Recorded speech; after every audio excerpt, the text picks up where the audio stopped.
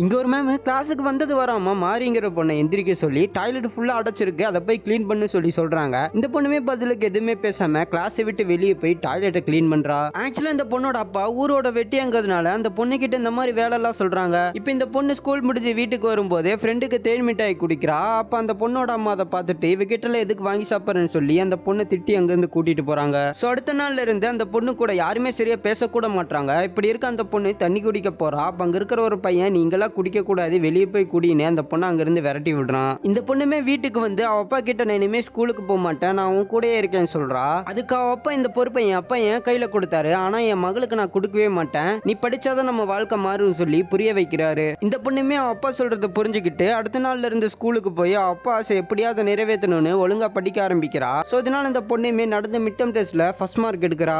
இந்த பொண்ணோட ஃப்ரெண்டுமே மறுபடியும் அந்த பொண்ணு கூட பேச ஆரம்பிக்கிறா. இப்படி இருக்க பப்ளிக் எக்ஸாம் அன்னைக்கு காலையில சீக்கிரமா எழுந்திரிச்சு அவ அம்மா போட்டோவை பார்த்து சாமி கும்பிட்டு அவ அப்பா கிட்ட சொல்லிட்டு எக்ஸாமுக்கு கிளம்புறா. சேம படுத்து கிடக்கிறத பார்த்துட்டு பக்கத்தால போய் எழுப்பி பார்க்கறா. பார்த்தா அவர் இறந்து கிடக்குறாரு. இந்த பொண்ணுமே மனசை கல்லாக்கிட்டு அப்பா ஆசை எப்படியாவது நிறைவேற்றணும்னு ஸ்கூலுக்கு போய் எக்ஸாம் அட்டன் பண்றா.